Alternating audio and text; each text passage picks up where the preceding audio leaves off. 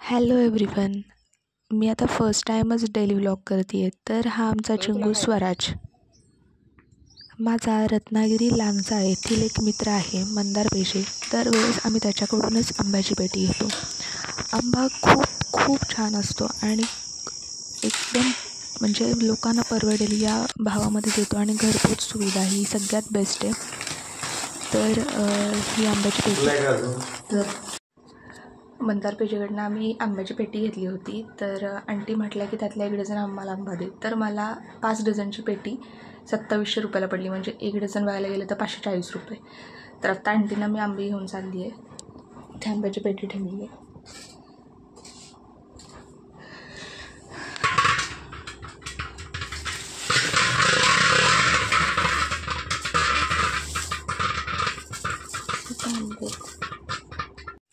तो आंबे देताना आपल्या सोयीनुसार देतो. जर आपण त्याला सांगितले की आम्हाला पिक्के आंबे देतो, तो पिकवून देतो.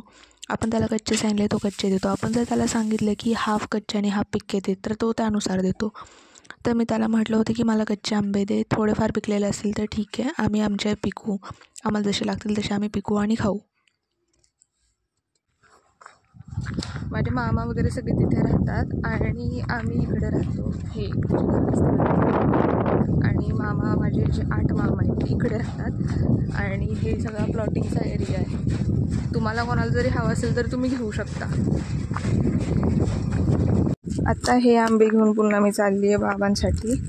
बाबांना देऊया आणि रिटर्न येऊन आता आपली इन्कम टॅक्सचे रिटर्न भरायचं काम करू.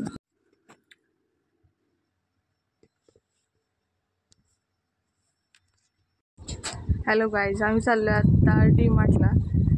खरं तर व्हिडिओ बनवायचा आहे की कुठं किती प्राइजेस कंपॅरिझन असतं. फ्लिपकार्टला कितीला भेटतं, फ्लिपकार्ट ग्रोसरीला, ब्लिंकिटला कितीला भेटतं आणि डी-मार्टला कितीला भेटतं, असं आपल्याला कंपॅरिझन करायचं आहे.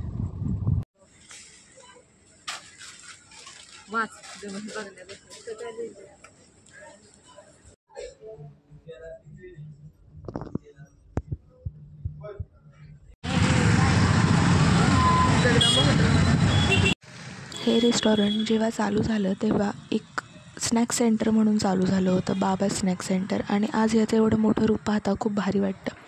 इथल्या सगळ्याच पदार्थांची चव खूप खूप छान आहे आणि प्राईस पण ॲव्हरेज आहे. जे लोकांना इथे आमच्या शेजारी NRS एरिया, सो येणाऱ्या जाणाऱ्या लोकांना परवडेल असे भाव यांनी ठेवलेले आहेत आणि क्वांटिटीही चांगली आहे. तर आम्ही जे ऑर्डर केलं ते या व्हिडिओमध्ये तुम्हाला समजेलच.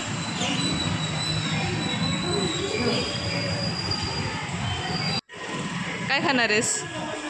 काय पण. मी तरी पुरी भाजी खाणार आहे, मम्मी मिसळ पाव खाणार आहे, हो ना.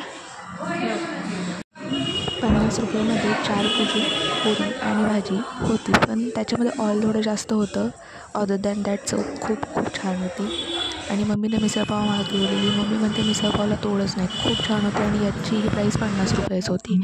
संध्याकाळी आंटींनी मला जेवायला बोलवलं होतं. त्यांनी आंब्यांचा आमरस केला होता आणि सोबतच पालकची भाजी होती, चपाती होती, पॉवी वगैरे तळली होती. आणि हे आणलं होतं ते डी-मार्टमधून. किती शुगर त्याच्यामध्ये, मला तर अजिबात नाही आवडलं. हा नेक्स्ट डेला मी करते आहे माझा स्किन केअर, जो माझा अर्धा स्किन केअर तर संपलेला आहे. आणि त्याच्यामध्ये फक्त मी काय मॉइश्चरायझर आणि सनस्क्रीन लावते आणि लिप बामच्या नावाखाली मम्मीचं जे ठेवलेलं आहे स्ट्रॉबेरीचं ते लावलेलं आहे. बाकीचं माझं स्किन केअर सगळं संपलेलं आहे. सध्या तरी काहीच अवेलेबल नाही आहे. लेट्स सी कधी आता ऑर्डर करणं होतं आहे. .N-कीचं रेटिन ऑइलचं होतं नाईट क्रीम, बट ते संपलेलं आहे. माझ्या सख्ख्या मावशीचा पापडाचा व्यवसाय आहे आणि काका आमच्याकडे पापड विकण्यासाठी ठेवतात. आणि नेमका काकांचा बड्डे होता तर तो आम्ही सेलिब्रेट केला. आणि कॉंग्रॅच्युलेशन्स कृणाली, तिचंही लग्न झालं. आम्ही स्कूल फ्रेंड्स आहोत. मला एक्झाममुळे जाता नाही आलं, बट या congratulations again. And this is another product I purchased from D-Mart. आणि हे ज्यावेळेस मी टेस्ट केलं मला काही समजलंच नाही ह्याची टेस्ट कशी आहे काय आहे. आणि ज्यावेळेस मी मम्मी पप्पांना दिलं, मम्मी पप्पा मला लहानपणी सांगायला लागले की एक गोळी मिळायची, ते औषधासारखं लागतं आहे, मग ती पित्ताची गोळी होती, लाल कलरमध्ये असायची आणि हे सेम त्याच्यासारखं लागते. म्हटलं जाऊ द्या, मला तर संपतच नव्हतं, कसं कसं खाल्लं. म्हटलं इथून पुढे परत असलं काही आणायचं नाही, हे आपल्यासाठी बनलेलंच नाही आहे. देन हे सुद्धा मी ठेवलं होतं अर्धं, ते पुन्हा पिलं. आणि शेवटी ॲट द एंड आपलं देसी लस्सी पप्पांनी आणली होती, घोरपडीच लस्सी म्हणून, तिथून आणली होती. मग ती पिली आणि देन थोडंसं समाधान वाटलं. गावाची यात्रा असल्यामुळे सगळ्या बहिणींची लहान मुलं आली होती. त्यातल्या अद्विक ताईच्या मुलाने सगळं तोडून टाकलं होतं, ते नंतर जोडत बसले होते. आणि खाली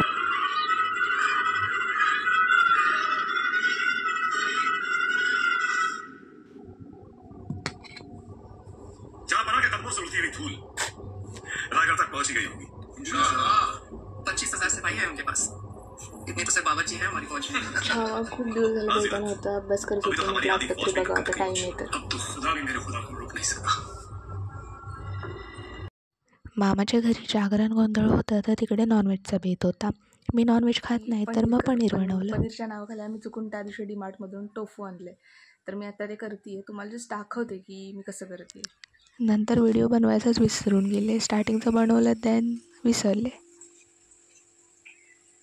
त्यानंतर डायरेक्ट व्हिडिओ बनवला, तो जेवायला बसला. पाटील नाही, काशीद मॅडम.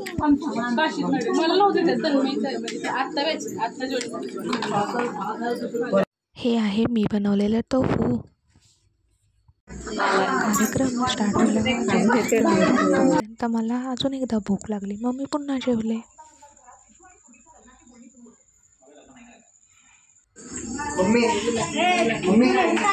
मोबाईल तुझा